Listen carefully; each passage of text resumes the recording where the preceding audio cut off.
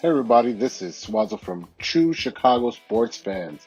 How is that Last Dance hangover? That bad, huh? Well, I got a treat for you.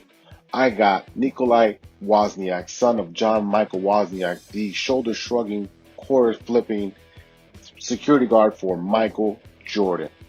I was able to talk to Nicoli about his interpretation of The Last Dance, his relationship with Michael Jordan, and some personal stories. Stay tuned. How's it Hello, sir. going? I'm okay. I'm sorry. Between kids and then work calls going over, it was hard to get to you on time. So doing well. No worries, no worries. I totally understand. Just wanted to catch up with you, see what you think of the finale. Yeah, it's bittersweet. Obviously, you don't want it to be over. You still have that same feeling you have as a Chicago fan when you feel like, well, we could have won like two more. Why did they break the team up? But growing up, hearing my dad come home and tell the stories, like it wasn't new news that like Krause was doing what he was doing and all that. Like we knew even stories on the bus of the players fighting with him, like all that stuff was that came out. We kind of knew and were told just to be quiet about it, but now it's out. So, So just talking about The Last Dance, as far as you have a 10-part series, and it leaves yeah. us wanting more. What is something that you think that they could have added to that episodes? Oh man, there's a lot. Well, personally, the first thing that comes to mind, my father, Gus Slett, got some time, but the third guy that really deserved some time was Clarence Travis. Mm-hmm. He was like the spirit of the team. Like he was always a jokester. He was a great guy. He's a grandfather. He's actually my godfather. Mm-hmm. So as a Catholic, he was my godfather. Good name. My middle name's Travis after him. Wow. So yeah. So I wish he got a little more time because he was he was the funniest guy I ever met in real life. Like, and just a good person to be around. He felt like a grandfather. He was just a good man and always ripping on my dad and giving my dad and Gus a hard time. He was the one that kept everything fun.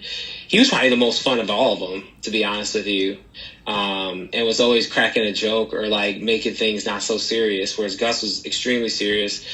My dad was kind of learning from them both. You could see he was a little younger, and then you had Clarence Travis, who was just constantly, like, he was the life of the party. He was a person hosting everybody at his house and cooking, and his wife was the sweetest lady.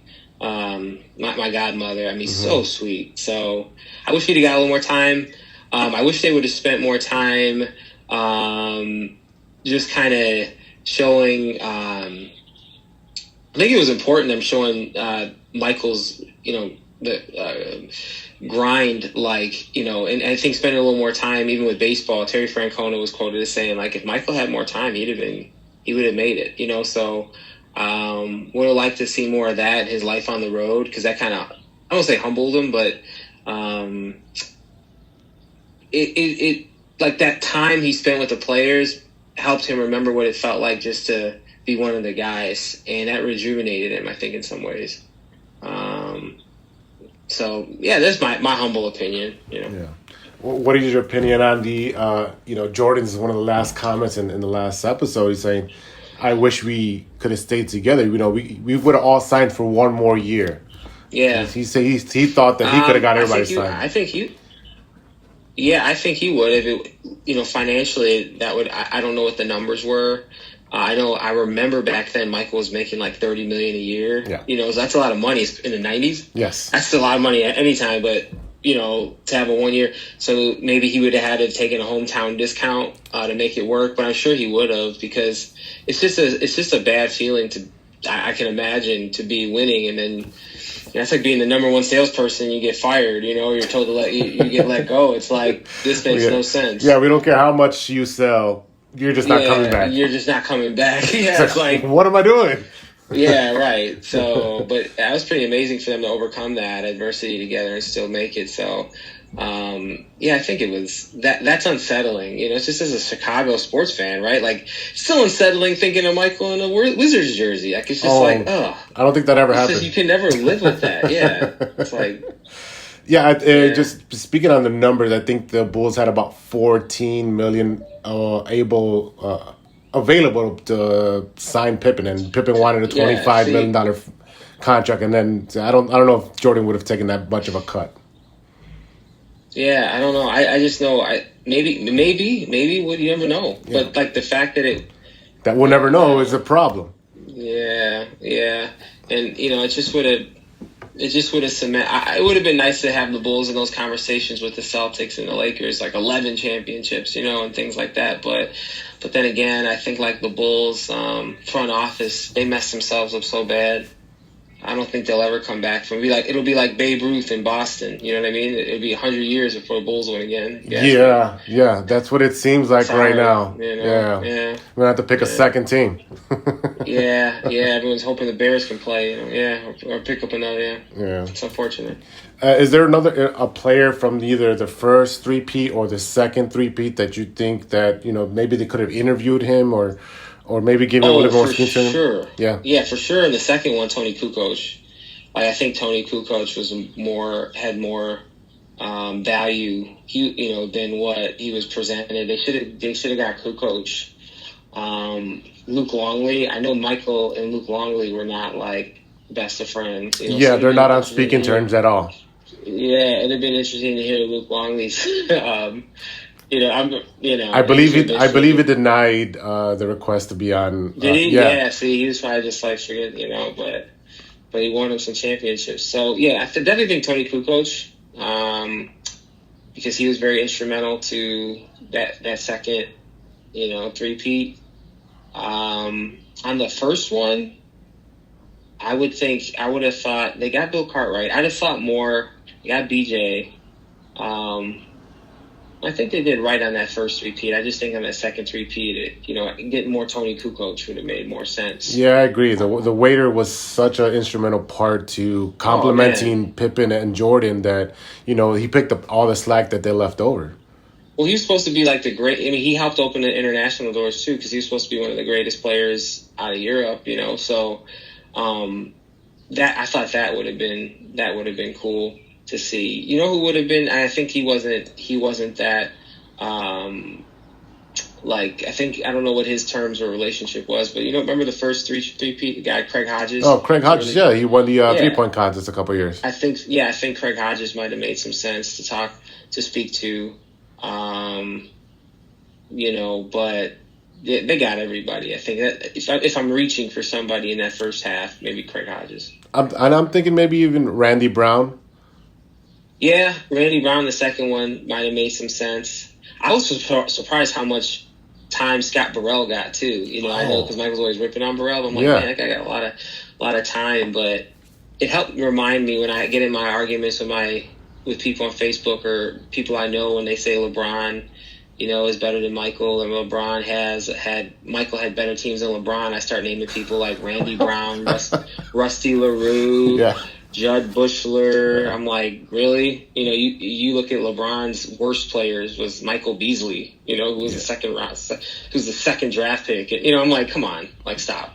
Yeah, it's ridiculous when they start comparing, and it's been all over ESPN all morning, and who's the better this and that. They're completely different players. They are actually. They should be comparing Michael to, they should be comparing LeBron to Magic Johnson or Oscar Robertson, or LeBron's a power forward that can play point guard, right? And he's a facilitator. I always said he's a souped-up Scottie Pippen. Yeah, and I agree with you with that. Scottie Pippen was way ahead of his time with his skill set. That if you drop him in today, he's going to be very successful. You drop him in today. Scottie was, I don't know, name him. Just a tall guard. Yeah. Like that. So I don't understand the. I get tired of it because it's like it's two different products. You know what I mean? It's like,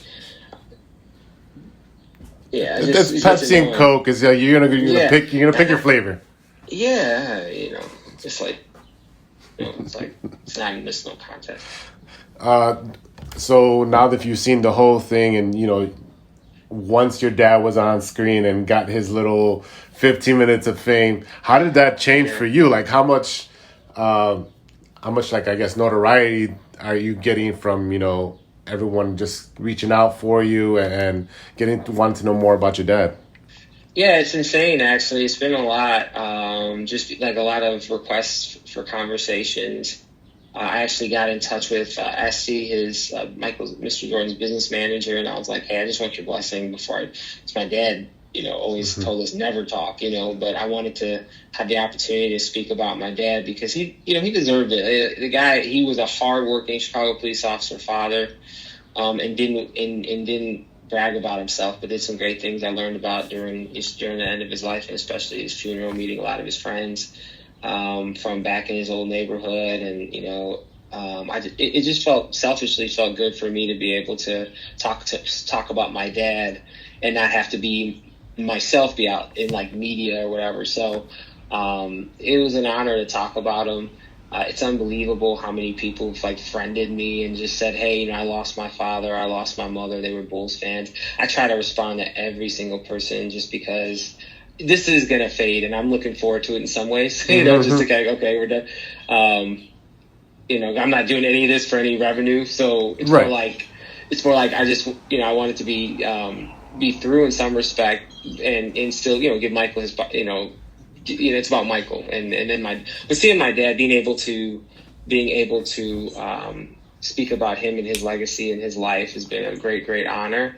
And anybody that is touched or enjoyed my dad at this time during COVID and various things going on, I'm happy he could still be a blessing to people like he was during his life.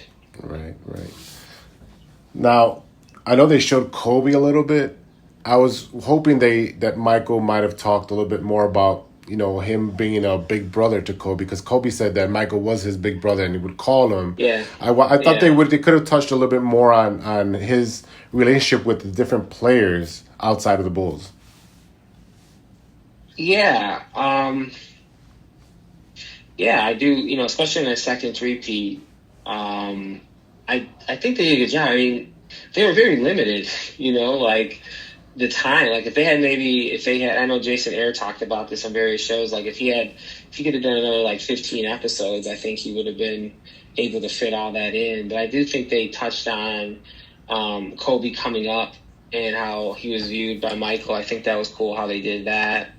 I would have liked to seen like what this. I thought it was interesting, the whole fight between Isaiah and Michael. I think people don't understand how personal Isaiah Thomas would take it. Like I heard he'd come back home from being from Chicago and all his family's wearing Jordan jerseys. You know, so that would have been cool to talk about more. But no, especially with Kobe. Maybe you never know. Maybe they're saving the Kobe stuff for when they do Kobe's Documentary. Yeah. documentary. You know. Um. So, just give me a quick story about anything crazy about your dad and Michael Jordan. I know you got to spend some time with the Jordan family. They recently their kids have been on the TV and asking, Yeah. giving out personal stories as well.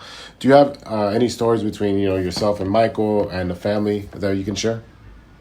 Yeah, there were joking times. There were times when we would just go hang out where, like my dad, like for example, when they'd open the gates up for trick or treating during Hmm. Halloween, we would go there while my dad would be working the gate with some of the security guards because you had lines and lines of people just coming to get a piece of candy and see Michael Jordan. So we'd be upstairs playing, or we would be trick or treating, and then we'd come back to the house and we'd see all these people, and then we'd just be playing up in their playroom. They had like an indoor basketball playroom, and we would just hang out. I've told people this before. I kind of took it for granted because it was just, since I grew up being a part with my dad being a security guard. He'd bring me to the day games because remember they used to have day games, right? Right. Like noon, Yeah, like the 3 in NBC the afternoon. games. Right. Yes. So he would take me during the day with him on a Saturday, and I would just hang out in the lot. And if it was too cold, he'd put me in somebody's car, and I would just hang out until the starting lineup. Then he'd say, "All right, let's go." And then he'd bring me on the floor during the starting lineup. Back in the old stadium when they had like the spotlight and they had that bull, the light bulb Yeah. bull on the and now I just remember being scared. Like literally, I remember like crying one time when I was like 5, 6, like because it was so loud. But there was nothing like that old stadium. Like that old stadium was the greatest. Oh, it That was was awesome. the, Oh the God. acoustics there were amazing. It was super Oh loud. yeah, it was awesome. And then like the floor was sticky and smelled like beer and popcorn. And I remember that. I remember that a lot. You know. But yeah, just crazy stuff. I mean, no real crazy. I mean, just like hanging out with the Jordan kids, and all of a sudden Michael Jordan walks in and starts playing with you like a child. You know, it's just like, yeah, it's cool. It was.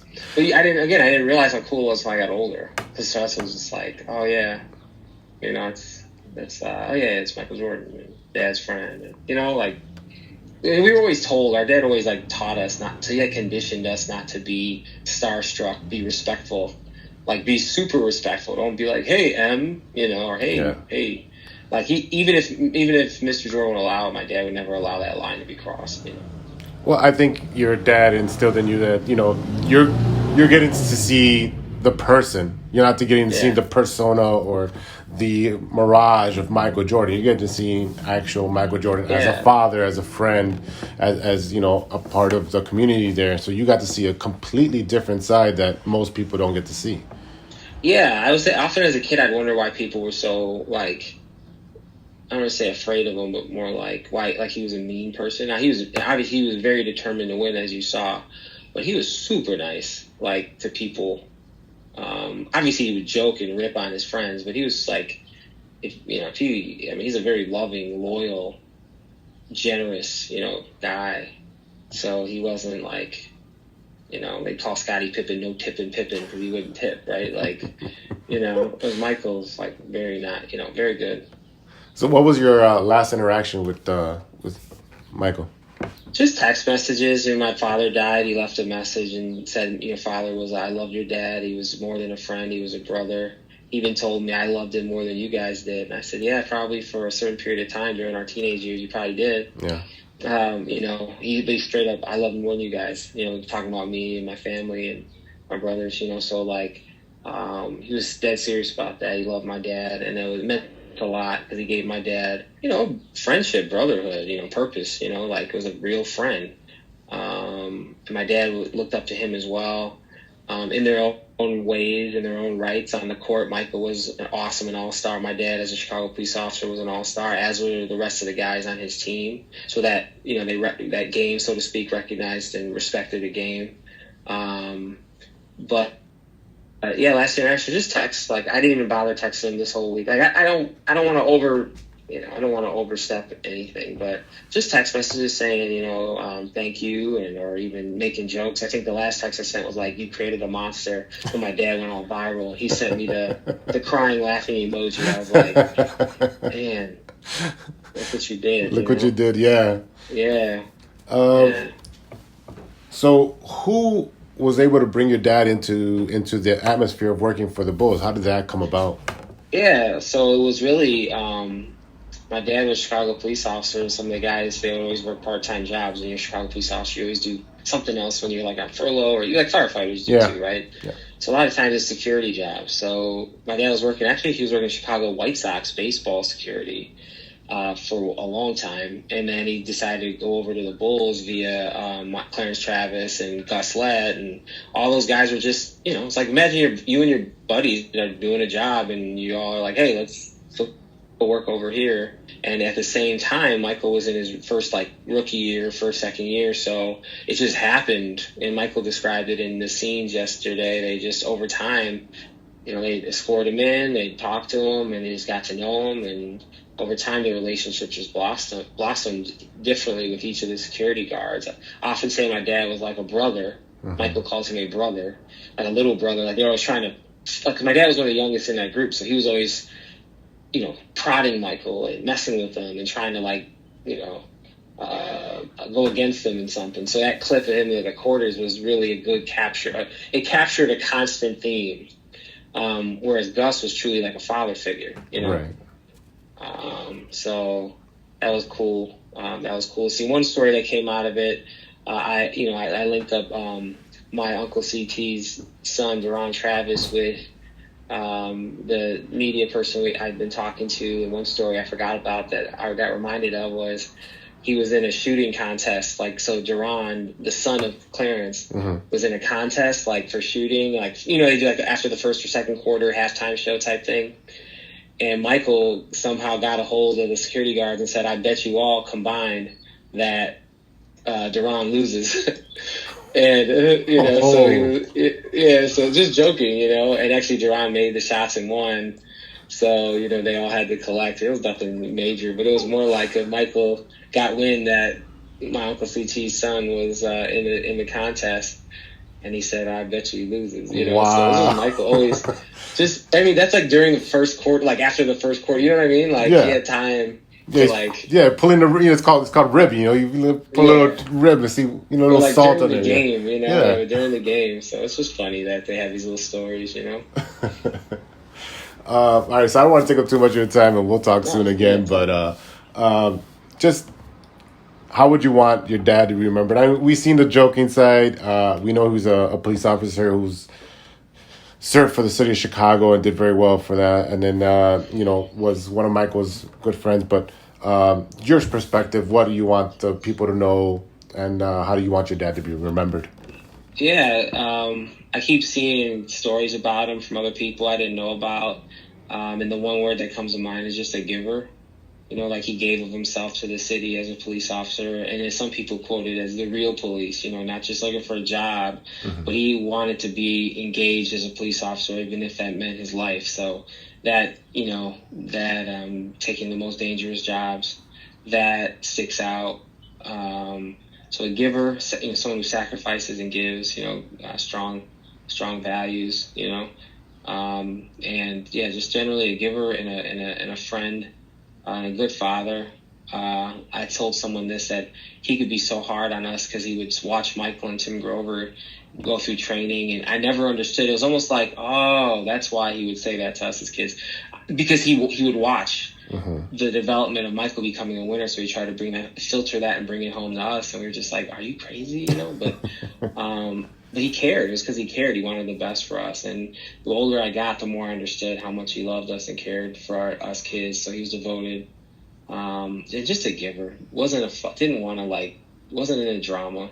Just wanted to just was quick to forgive. So he was a good combination of being a giver and someone that would do his job as a police officer.